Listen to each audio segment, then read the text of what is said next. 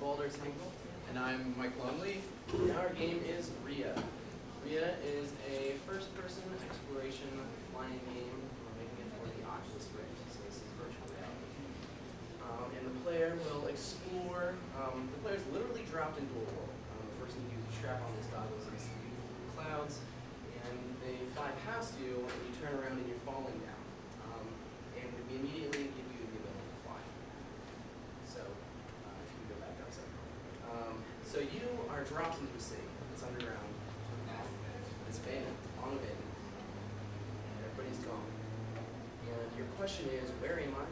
Where is everybody else? And why can I fly? And so what you do the entire time is you explore what's left, what people left. Maybe a teddy bear, just mosaics.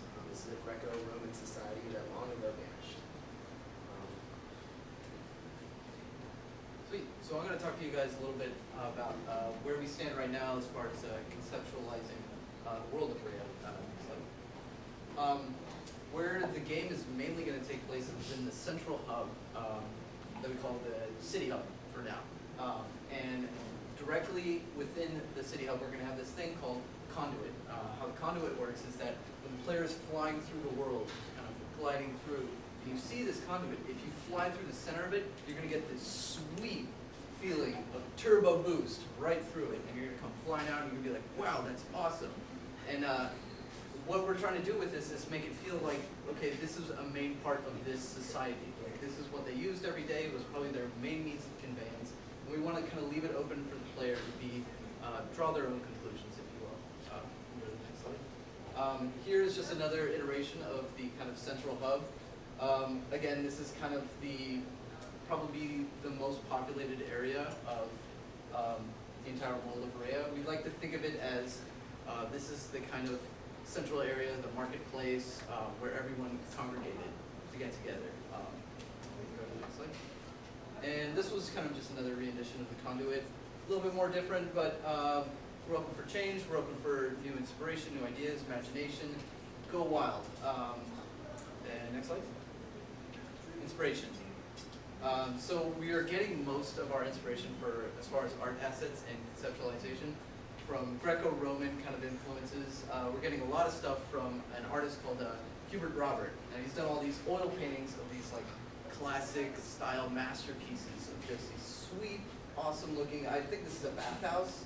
I don't know what's going on there, but it's pretty cool. But yeah, you can see that it's Corinthian, Greco-Roman. Next slide. But we want to break it down. We want to ruin it because this place was abandoned. It's just a lost civilization now, and you're going through the ruins and trying to figure out what's going on with this place. Next slide.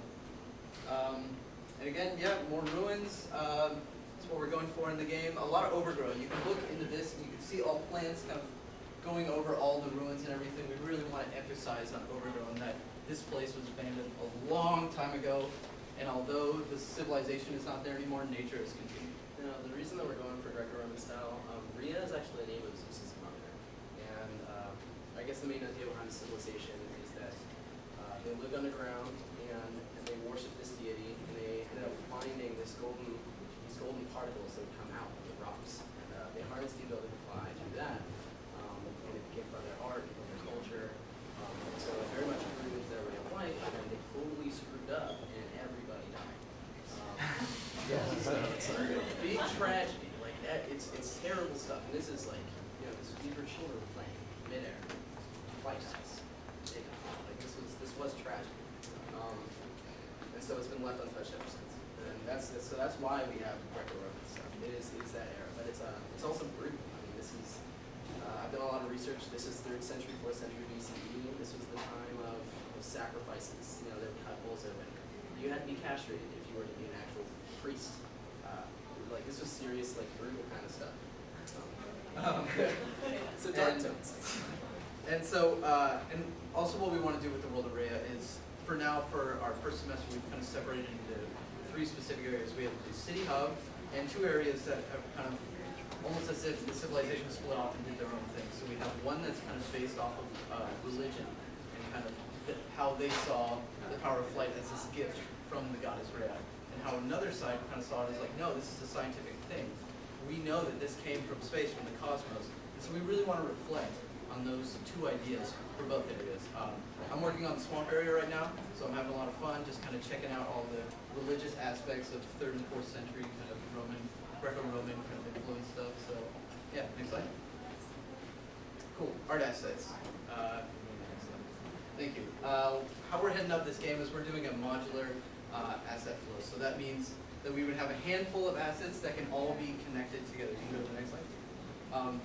As you can see from the previous slide, we just had kind of like a handful of assets, but using those, we can kind of create this dynamic thing, and we can just go on for days just with this little handful and just make all kinds of different environments, just using 6 or 7 different kind of things. Next slide. Here's an example of one of the market scenes that one of our guys made. There's like 4 or 5 tents, different kinds, and all the pots and boxes and stuff. The idea is that we just want to give our designers Legos, essentially. You guys will never have to make, unless it's a set piece, something that's very special, it'll be in the center of an area. You're not about to make art and have it completely scrapped. You just give them things and they can build whatever they want. So if design changes, it's not a big deal. Now when you take all this stuff, so this is our organic pipeline, just for example, how we kind of do things. So add organics, add the pillars and columns, add the market, and you get a city. And this is just the first iteration. They just threw it together, and it actually went pretty quickly. If you skip to the next slide, all you got to do is add some of these guys, and look, you have a completely different area. Next slide, please. Now, as far as where we are in the game, our progress otherwise, we have a bunch of our systems already figured out. Next slide, we have, as we walk through the city, it's not quite polling deck. You know, we have to have the space alive, even though nobody is really present. And so we are going to have a system of dynamic destruction. As you walk around, things do seem to fall apart, and you can hit things and they will fall apart. And so we have this fracturing system, and any of the pillars that you see, we can make them fractional or not, but some of the things you run into may just completely break apart in front of you. So that's part of making the world seem alive, but also because we have the Oculus, we have the ability to make it so if you look at maybe one thing, as soon as you look at it, that's when it breaks apart. So we can have a lot of play. We can have things falling behind you, and when you look away, maybe it falls right next to you. So we can have a lot of fun there too. Next slide. We also have, this is our ether, it's temp. Ether Very makes you temp. fly. Very temp. Very temp. But the idea is, I don't know if you guys ever played SSX Tricky or anything like that. This is a high energy gameplay. You are dropped in, flight isn't just easy, you're not Superman. You are riding on golden waves of particles. And so we have these particle volumes that you can shape whichever way you want. Some can be very strong, some can be weak. But when you're inside, they'll boost you up or over or down or whatever. Next slide. Next, we just have, this is more for engineers, we have the ability to grab and throw things and all these, we already have physics applied. Engineers just got done this week, so they're Kind of like Companion Cube, if you guys ever played, Half-Life Combat, you're able to pick it up and throw it a little bit, and you guys can. So when you consider throwing that in with ether, there's a whole lot of stuff you can do. What if you're writing down something, you threw a rock into a different flume, and you midair grab it and throw it somewhere else. So again, there's high energy gameplay, and then there's also lower energy. When you have to figure out what happened, what is this mosaic connecting?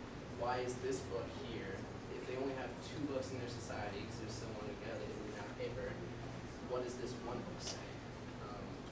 So that kind of stuff. There's a balance of games out there. So don't worry about this, but yeah, these are just the engineers. They're like, yeah, we got this done this week. I was like, all right, I'll throw it in. That's cool. Yeah, pretty exciting. Next, please. So we are looking for 3D modelers, texture artists, and environment concept artists. We are not submitting, we don't need animation because there's nobody there. And we don't need character artists so much because again, nobody there. So if you're in an environment and you want to make something where your art will come to life. I put this thing on today and I had pillars reaching way up to the top of the room. And it was something else to be in a video game and actually look up and see wow, this room is huge. So this is if you want someone to look at your art in a very different way, this is the way to go. Yeah, and I've been making assets myself for this game, and I put on the Oculus and I kind of explored the area I've been working on, and it's crazy immersive because it's hard not to pay attention in the Oculus. just in your face. You can't be distracted from other people walking by, or it's in your face and you're there. It feels like whatever you've made is a real friggin' thing. It's really cool. And on top of this, I guess if you guys are also into visual effects, we could probably do some particle effects. If you guys are interested in that, all those are. In case you don't know what the Oculus is, when I mentioned that, I talk about headbobs. That is a virtual reality headset. You literally have screens in front of your face. Has not been released to the public yet. Yes. It also has gyroscopes in it, so when you look around in game, your camera will also look around. Yes. Sorry, I forgot about that. Otherwise, my name is baldertangol@gmail.com. Please come to me and talk to me. Give me your email. I'd love to talk to you guys. I'll be over here. Or you can talk to me too. Mike. Thank you. There you go.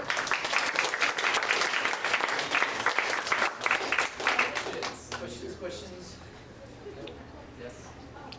I noticed that part of the considering this, considering doing puzzles. Yeah. I was wondering where you're Exactly. Yeah. Actually, in the swamp area, there's it's going to be you have to release the ether in the area to really explore it, and there's a puzzle that falls upon you that you have to figure out to release the ether. So, there'll be a lot of Is there a limit to when you're live? Well, we are using those volumes to limit people. That was one of the first things we thought. It was people are just immediately going to break our game because they were flying. So we boxed them into a cave, but we're also limiting their flight abilities. When you're outside of ether, you can really only glide down and drop a glide, and your momentum is sort of conserved, but you can't just go up. But when you hit these things, that's how you get up places. Think of it as they're rivers, but they go up. But yeah, so we are limiting them somehow. Anything else? All right. Thank you.